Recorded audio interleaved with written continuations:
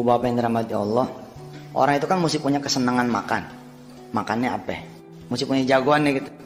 Jagoan ini kita tawarin ke orang-orang kan. Ada wirid jagoan saya, Ismullahil A'zam. Kemarinan kita bacain sama orang yang punya penyakit kanker. Kita bacain sama orang yang punya penyakit kanker, kemudian diangkat sama santri. Saya percaya, saya bilang sama Allah, ya Allah kalau baca Ismullahil A'zam kan 70.000 malaikat akan Allah kuasakan.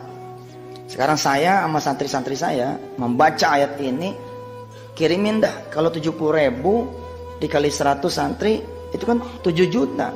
7 juta malaikat mengoperasi penyakit kankernya Allah angkat. Kanker loh Bu, itu udah kanker stadium berapa itu? 4. Anak kecil 5 tahun kena leukemia, kanker darah. Dan per hari ini kesehatannya di atas normal. Qulillahumma malikal mulk aja kalau dibaca betul-betul ngangkatnya naik apa tahu. Apalagi yang satu ini. Ini ayat ini dahsyat. Saya ngerasain betul. Kita bacanya sambil paham. Oh ini begini. Saya sengaja tuh ngebacain filosofinya supaya kita paham. Ibu bapak yang dirahmati Allah, kekuatan wirid itu emang bisa kita kendalikan. Surah Al-Furqan ayat terakhir. Jadi wirid itu bisa dikendalikan. Ketika saya tahu saya sedang diincar sama seseorang, saya bilang, ya Rob, saya baca nih 70.000 malaikatmu nih. Tolong kirimin, jangan kemari kirimnya, ke sono aja langsung. Oh itu luar biasa. Biar dia dikeroyok 70.000 malaikat yang gue baca kan. Bahwa wirid bisa kita kendalikan. Karena emang ayatnya begitu. Kul ma ya'ba'u bikum rabbi laula du'aukum. Itu kayak angin tuh. Itu bisa arahin kemana kita mau. Makanya kalau kita orang-orang tua zaman dulu kan bilang, Kiai tolong doain jarak jauh aja deh. Itu ada benernya itu. Waktu itu kami ada acara pengajian malam Sabtu ya. Ada konser musik. Itu suaranya Masya Allah sangat mengganggu. Punjang ganjrengnya mengganggu. Terus saya ajak salah satu dari yang hadir nih, ada orangnya di sini. Saya ajak ke depan. Percaya nggak kalau kita berdoa dengan sepenuh hati, kita minta hujan lokal? Terjadi. Dia ketawa, nggak tahu ngetawain gua apa gimana nggak ngerti. Tapi baru ngomong nih belum ngucap, itu hujannya emang sesaat doang tuh. Belum kencang tuh masih angin. Saya yang ngomong juga kaget juga. Beneran ya? Padahal cuma ngomong gitu. Tapi insya Allah saya sering lah, bukan takabur. Ini mengajarkan kepada saudara, saudara bisa mengendalikan. Insya Allah. Tapi jangan yang bikin orang lain jadi rugi. Kayak tadi hujan. Orang kan suka ngomong gini, biarin ya Allah turunin dah hujan. Kalau ente doanya doa yang general kayak gitu, bisa izin Allah nggak kabulin. Lah kalau gua kan doanya hujan lokal. Situ aja yang hujan loh. Jangan semua. Gitu. Tapi Masya Allah, Bapak Ibu rahmat Allah. Kita salawat, kita baca. Balik nih orang ngaji dari maghrib sampai isya, itu suara kayak apa tau? Namanya pagelaran musik kan, emang orang kacau dah.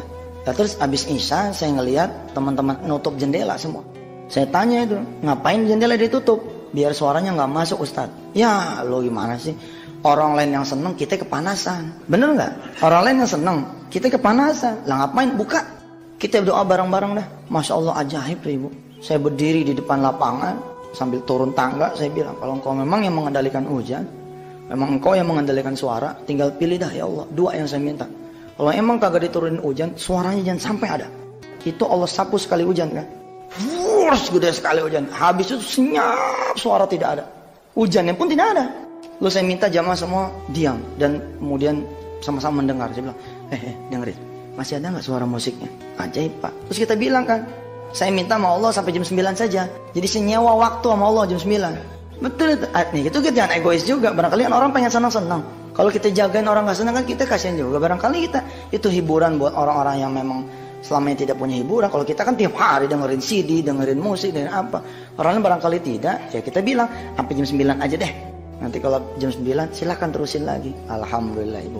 Itu memang Allah Maha mendengar. Terus kita sekarang belajar apa? Kita belajar nerusin sholat kita tadi. Ya, kita kan sholat tadi belajar tentang bagaimana mengistimewakan Allah.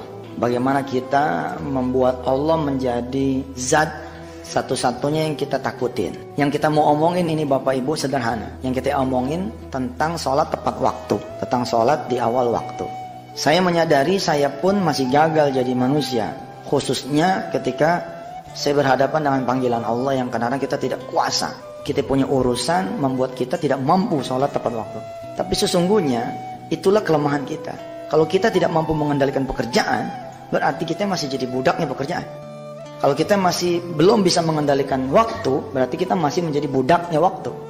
Maka ibu bapak yang dirahmati Allah, kalau punya anak yang saat ini lulus SD, jangan ragu-ragu masukin ke pesantren-pesantren yang model kayak Darul Quran. Pesantren yang tidak mengutamakan yang lain kecuali sholat. Ilmu termahal buat anak kita itu bukan matematika. bukan bahasa Inggris, bukan komputer. Itu mah pengikut saja. Tapi ilmu termahal buat anak-anak kita, bagaimana dia bisa ngomong gini, "Pah, udah azan, ayo kita ke sholat." Itu yang harus kita cari. Bagaimana anak kita kemudian berdoa dengan bahasanya ketika ibu dikompres, ibu bapak dikompres. Lalu anak kita dengan bahasanya ngomong begini, "Mama, izin ya, mau ambil wudhu." "Kenapa kak? Kan belum waktunya sholat." "Kakak mau doain mama biar mama sembuh." Wah, itu tuh yang harus kita cari. Kemudian dia ambil wudhu, dia ambil Quran dengan bahasa cadelnya gitu misalkan. Dia bacain Fatihah. "Ya Allah, Engkau kan yang maha menyembuhkan. Mudah-mudahan Engkau menyembuhkan mama saya dengan bacaan Fatihah saya, Al-Fatihah. Billahi minasyaitonirrajim." Lalu dengan gayanya yang khas, bukan bacaan saya tapi bacaan anak, dia baca Fatihah itu. Alhamdulillahirabbil alamin. Itu apa yang harus dicari. Nah, program Darul Quran yang paling utama setengah tahun terakhir ini, khususnya di bulan-bulan terakhir ini adalah bagaimana santri-santri kita itu peduli terhadap Allah. Ketika Allah memanggil, dia udah dalam keadaan siap. Tapi itulah kita. Allah kan turun. Allah bukan cuma permisi, emang Allah bilang, "Aku akan datang. Aku akan datang, siaplah menyambut diriku." Kapan? Di pertengahan malam, di 2/3 malam, di 1/3 malam. Ayo, kita nggak idem. Allah loh yang datang. Ini bukan cuman Pak Joko nih, bukan cuman Kasat, bukan cuman Kasal, bukan cuman Kasau, bukan cuman Panglima, bukan cuman Presiden, tapi Allah yang turun. Tanpa sadar kita sering memberi Allah perintah. Oh, maksudnya kita sering berdoa sama Allah agak maksa kali. Jadi seolah-olah kita memerintah Allah. Padahal tidak ada itu Allah merasa dipaksa. Tidak ada itu Allah merasa diperintah kalau wujudnya adalah doa. Karena doa itu disebutnya kepatuhan. Allah nyuruh kan, "Wa idza sa'alaka ibadi anni fa inni qarib. Ujibu da'watad da'i idza da'an falyastajibu li wal yu'minu bi." Allah nyuruh. Bagaimana mungkin Allah nyuruh kita melakukan lalu kita dibilang anti kontraproduktif, kontrapersepsi? Nggak ada. Kalau kita doa bukan perintah, permintaan. Semakin yakin makin demen Allah, makin banyak makin demen Allah. Semakin kita ngonci dengan bahasa, "Engkau akan mengabulkan ya Allah," Allah makin senang. Jadi apa dong? Ternyata saya kaget, sederhana sekali omongannya. Perintahnya perintah tunggu. Kan hubungannya kita sama sholat nih, betul nggak? Sama azan. Dan kebetulan bulan-bulan terakhir ini saya lagi strike bener. Bukan cuma sama anak murid, tapi sama para guru. Saya bilang siap-siap, kita akan kedatangan 1000 santri baru. Tahun ini Pak, Bapak Ibu rugi kalau tidak nyekolahin anak di Darul Quran. Saya bilang rugi. Bapak Ibu punya anak nih TK, playgroup. Bapak Ibu lulusin anak SD, pengen cari SMP di sini. Punya duit bayar, nggak punya duit bilang. Punya duit kita pakai duit sendiri, nggak punya duit, ayo ada PPPA, Bismillah kita tanggung rame-rame. Ibu punya anak lulus SMP, pengen SMA, udah jangan cari-cari, di sini udah luar biasa di sini.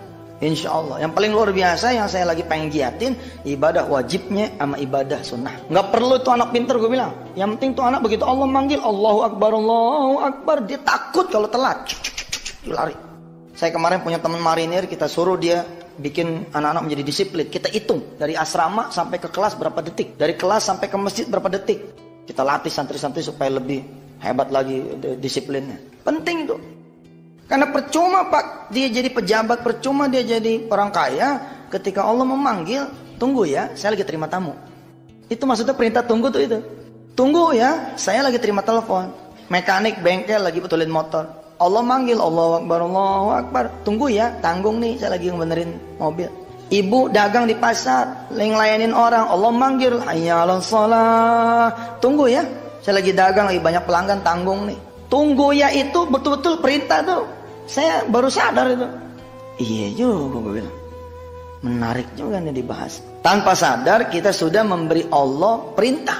Perintah apa? Perintah tunggu. Kadang-kadang kelamaan Allah nunggunya ya kan. Kelamaan apa jam 2, setengah 3. Kan Allah kan, ya maaf ya dalam tanda petik. Kayak kita kan kita jadi mikir kan. Kita ngangkat si fulan. Ya, mimpin kita punya salah satu perusahaan. Terus kita panggil. Enggak datang. Apa yang terjadi coba? Bukan main.